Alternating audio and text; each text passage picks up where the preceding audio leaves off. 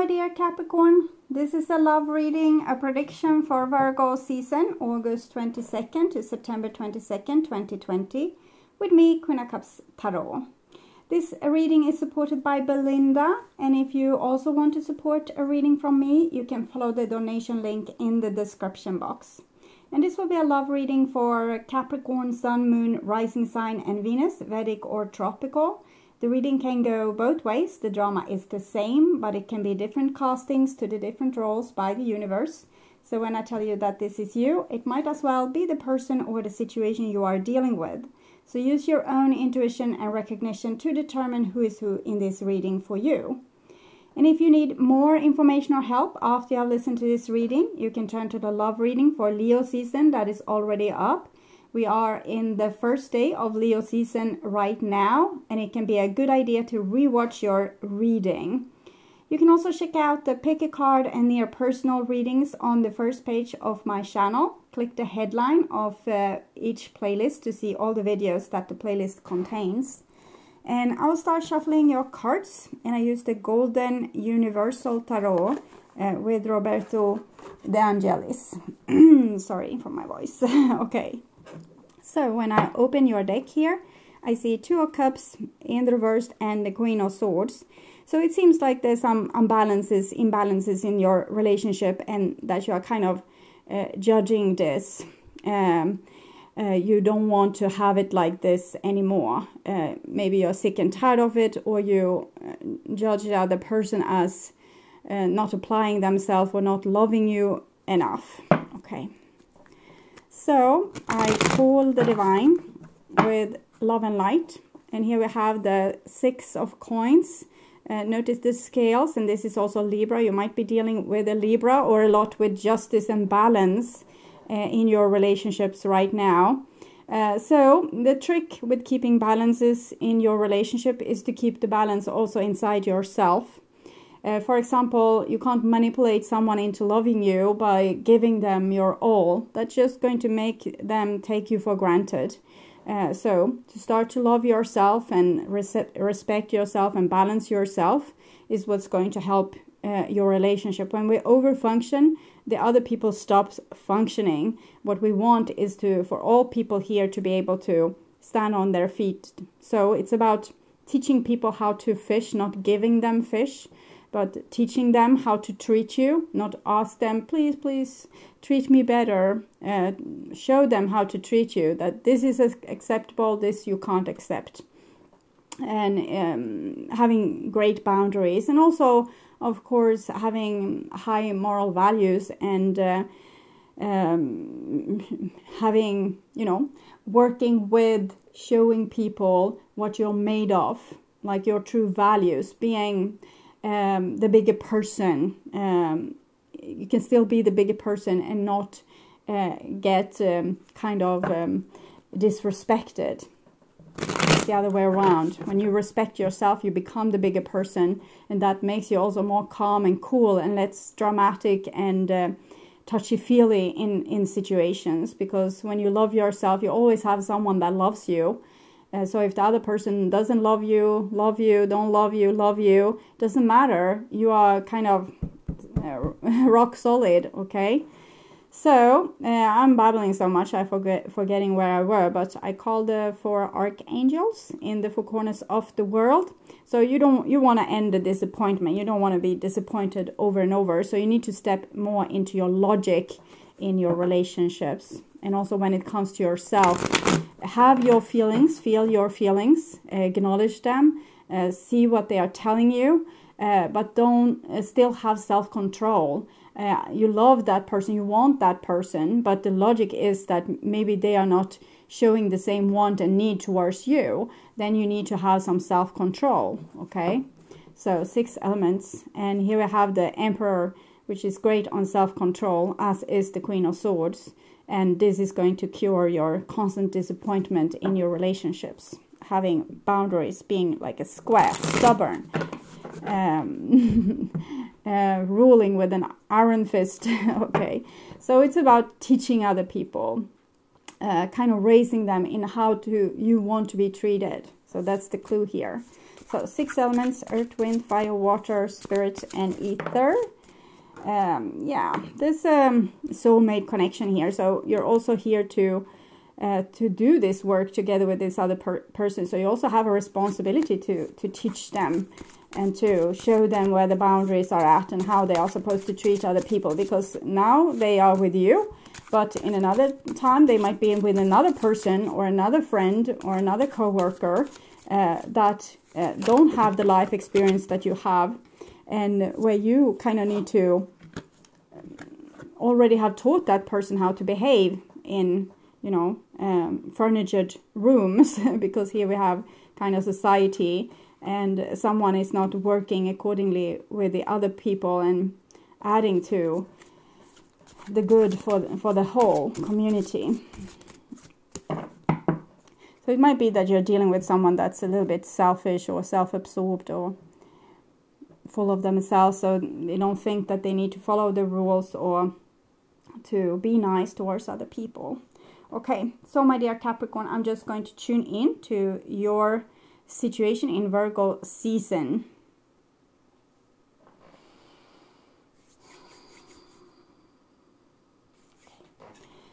So this is the new bottom of the deck, and it's the Lovers. So balance can be obtained in your relationships, and your relationship can become beautiful because of it.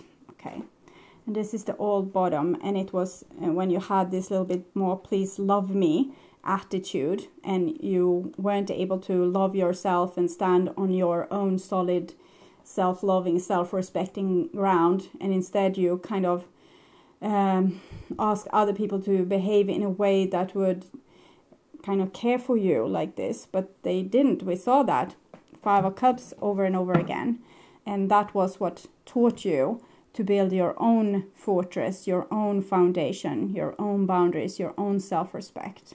When no one else respected you, you needed to respect you. When no one else was your hero, you needed to become your own hero. Okay, so this was on your mind about the person most on your mind.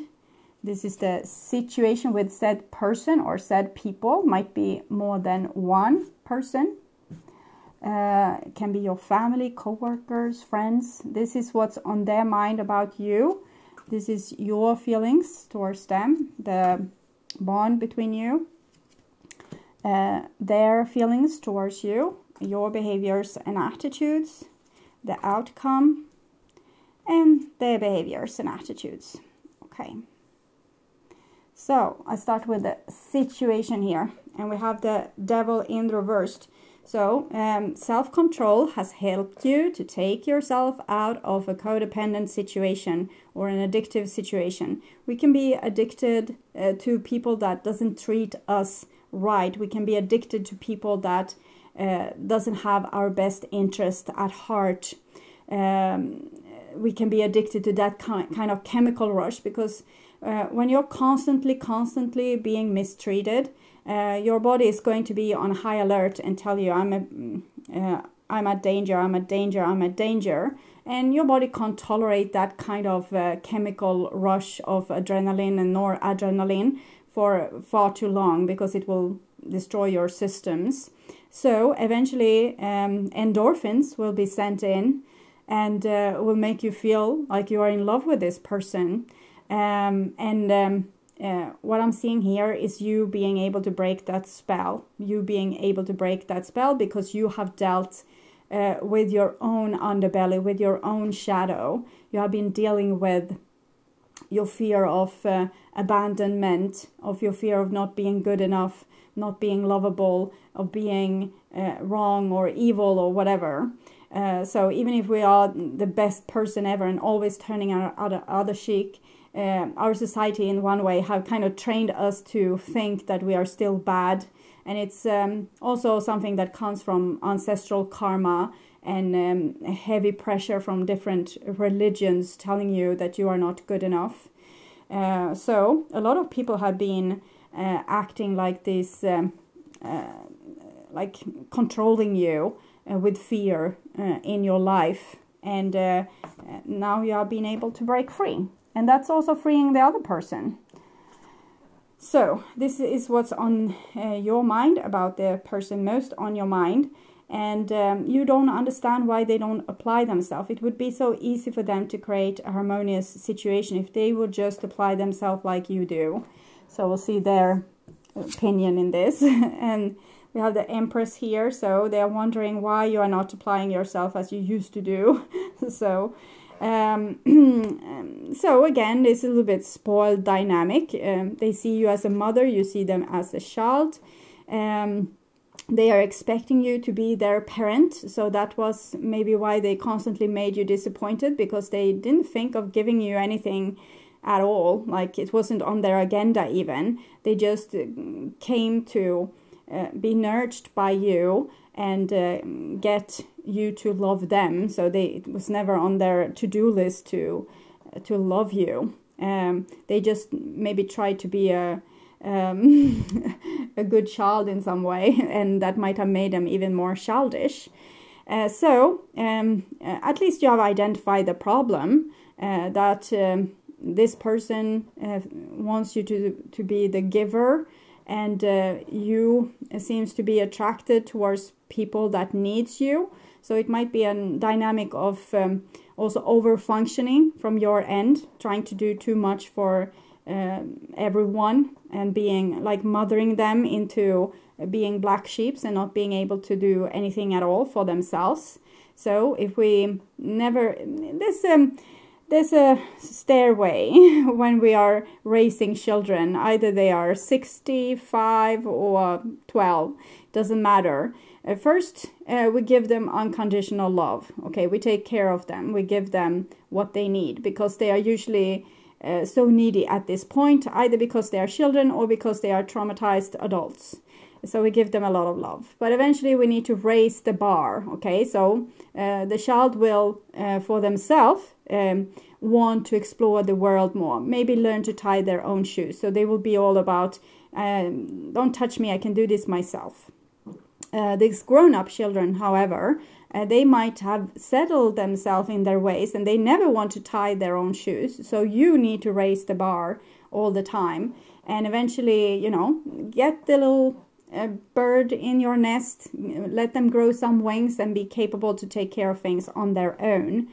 And in the same time, we can also look at what we might be spoiling ourselves with. I can't do that. It's better if you do that. Maybe we need to also challenge ourselves a little bit with the things, maybe chores in the household and so on, that we wish for the other person to always do, because we also like to be treated like children sometimes. But the whole thing here is that both people are supposed to become grown-ups, and the best way to do that is to give a lot of unconditional love, build a foundation for the relationship, and then raise the bar for what you are expecting of the other person.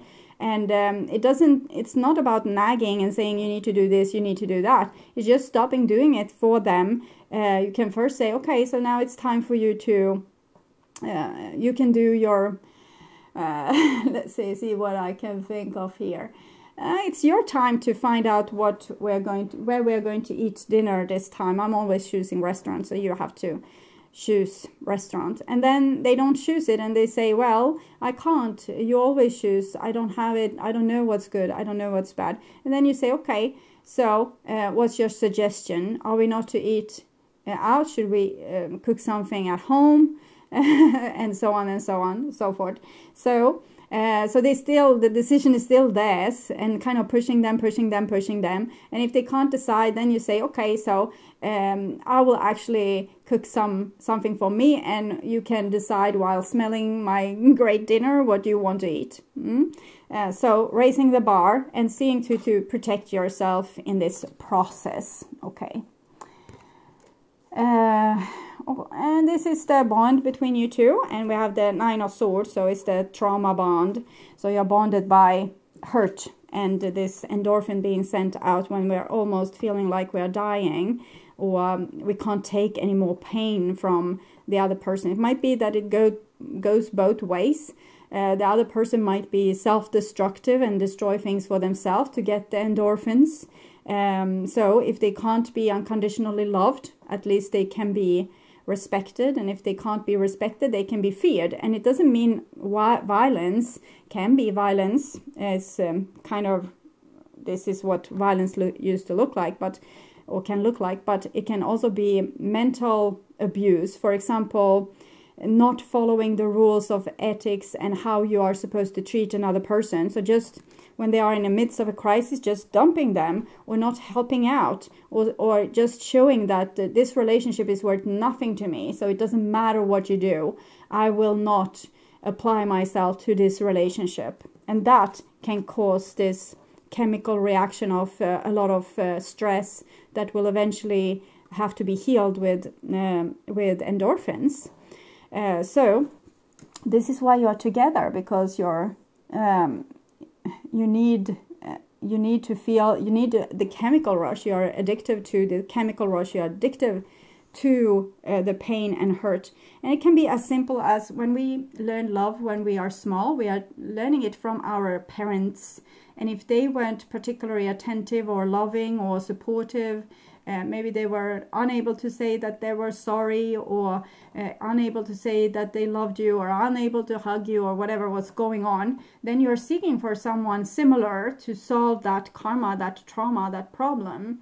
And but the only one that can solve it is you. So being with a person like that again, then you need to choose your own side to this and protect yourself and take good care of yourself, and not expect the other person to do so. Just know what's going on. Okay, I am playing car accident here, so I took a person that's just like my father, just like my mother, just like my sister, and I took them in so I can heal this, what's going on. And this time I'm going to stand on my side. I'm not going to let them victimize me. And unfortunately, we are kind of built this way. So if you don't solve it now, you will meet a new person like this. Or maybe it will be your brother this time, or that friend that deserted you when you were young. I'm not saying stay with your perpetrator, never stay with your perpetrator, but always choose your side. So don't, oh, they couldn't love me because I was like this. No, we can have insight in our own behavior and deal with it and take responsibility for it. For example, if you get cold as ice or super needy, either or in a situation, you can work with that. And instead of becoming cold as ice, you can become cold as ice, but you can say, okay, so now my ice machine is hitting in and I'm starting to grow cold towards you as a protection. And I don't want that, so I want us to talk about this instead.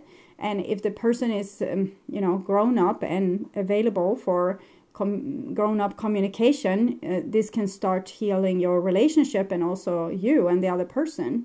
And if you easily get clingy towards the other person, you can say, now you have shunted me out a little bit to show your boundaries, and that is making me very possessive and clingy and jealous. And I'm not going to walk with those feelings, but I wish for you to maybe be a little bit more considerate, and I will take full responsibility for how I'm feeling right now. So we can work with our own issues in the same time. So this is on your feeling level, and we have the 7 of Swords, and this is on their feeling level, 6 of Coins.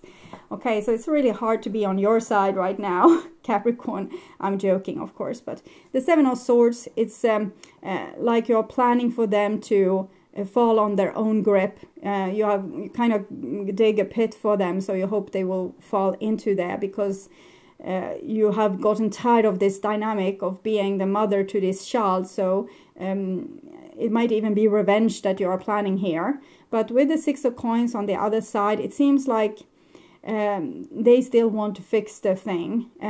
They haven't seen all the things that you have seen. From their point of view, this has been an amazing relationship. You have given them all your love and been fully supportive and unconditionally loving. So they don't have so much to complain on in this relationship. They're just worried and anxious. Why are you acting so strange right now? Why have you changed all the rules for this relationship? And you have changed it because basically you are pissed off and vengeful. You want to get them to hurt in the way that you have hurt. because you feel like this is the only way to wake them up. This is the only way to make them see that the things that they are doing are wrong. I'm not saying that you are wrong. Sometimes it's necessary. If you have told the person 15,000 times that I want no sugar in my coffee, and they still don't understand it, and they want sugar in their coffee, so the 15,000 times from now on, or at least the first 3, you are serving them coffee without sugar. So they will ask, okay, so what about the sugar? And you say, you always put sugar in my coffee, I don't want it. So now you're getting no sugar, and you can put it yourself. And that might be like a laughing matter that make the person, okay, now they remember you don't want sugar. So sometimes we need to do things like that, but you don't have to be vengeful. You can still be grown up about it, and kind of just show the mirror to the other person. If they fail you in some way over and over again, then you fail them in that way once. And if they question it, which they hopefully do, and get agitated, you say, this is what you have done to me the past 7 years, and you give some examples, and you don't get angry, and you just say, so, and you haven't been listening to me, so if this is how we are going to treat each other, it at least needs to be equal. Okay, so if I treat you like this, you treat me like this, that's equalness. But if you don't want this to be how our relationship should work, you also need to be able to do the same thing for me that I have been doing for you. So it can be grown up about it. So this is your behaviors and attitudes. You just want this to be over, basically. 10 of Swords, you just want the gravity to pull the swords out. I'm almost feeling like you want to shoot them where it hurts the most. Like when they are most vulnerable, you will take the arrow and just shoot them straight for the heart here. And it might be that you will wait for a moment when they are vulnerable to kind of tell them like, hey, we are over. So see what's going on here. Queen of Swords.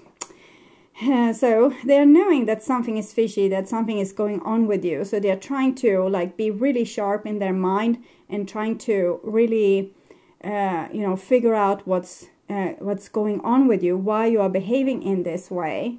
And we have the outcome here. That's the 2 of Wands in reversed. So it shows hanging on the fence. So even if you would be successful with your revenge and, shoot them where it hurts the most, it seems like you will still be stuck in this situation one way or the other. Maybe unable to leave because of unresolved issues and no closure, and still feeling the connection to this person. So I'm a little bit puzzled, so I will start with Romance Angels Oracles to see so their love for you. Stay optimistic about your love life. Positive thinking and fate will bring you romance. So they're thinking that this is still fixable, this can still be worked out. They just need to be smart about it and figure out what's going on with you. And this is your love for them then. And we have very soon. Clearly decide what you want so that it comes to you now. And I'm feeling it's this maybe vengeful thingy. But it doesn't have to be. It can be something else. But it's like you're biding your time to standing around the corner and, getting them when they least expect it. So that card flew away. And we have here the bear and the mountain. And we have the card that flew away was the tree here. So this is not bad cards at all. I'm thinking you're sick and tired of not getting this tree to grow up into full expression. So it's now or never. Maybe you will not, shoot them. Maybe you will give them some kind of ultimatum. Like either they grow this tree with you or they are out of the game. And here it seems like they are kind of up for the challenge, that they can be strong enough to face your challenge as of now and maybe grow as a person and become a grown-up. So it's not a totally bad thing. It just seems very dramatic here. So another clarification, they are so slippery, these cards, so it's hard to get the cards. Okay, so clouds. What you think you're going to do is probably not what's going to end up being done. So you might feel very angry at this point, but it might be something else that you want to achieve. So before you drop the bomb, see what it is that you really want to achieve. Don't be a martyr. Don't put ultimatums just because you want to manipulate the other person to change. Maybe it's better to have a good conversation. There's a lot of swords here. If you could have a real good conversation about the issue and really press on this, that it has to be changed, and maybe not expecting this person to understand the first time, but maybe having to have at least 3 serious talks before you give the ultimatum here. So I will see. We'll take the guardian angels oracles as well. Balance. A difference is a necessary part of human evolution, and everything in life is comprised of opposites, which together make life whole. If you light a candle in a room already flooded with light, the light of your candle would be indistinguishable from the light which already exists. Because of darkness, we are able to perceive light. Both are necessary. So, kind of says, don't expect them to be fully you. It's easy for you to see your hurt when they are actually hurting you a little bit.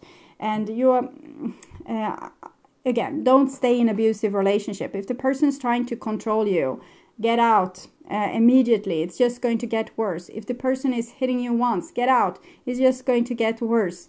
If the person is jealous, get out. It's just going to get worse, okay? But there's other issues that can be managed from within the relationship, and also make you see what kind of behavior you don't like, and help the other person grow as they are helping you to grow at this point. Okay, so my dear Capricorn, very dramatic.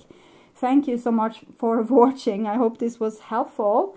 And if you like my content and want to see more videos like this on how to heal yourself and make yourself ready for that true romantic partner of yours, or if you just want to work on your spiritual growth, remember to subscribe and hit that bell notification to get a heads up when a new video is ready and waiting for you.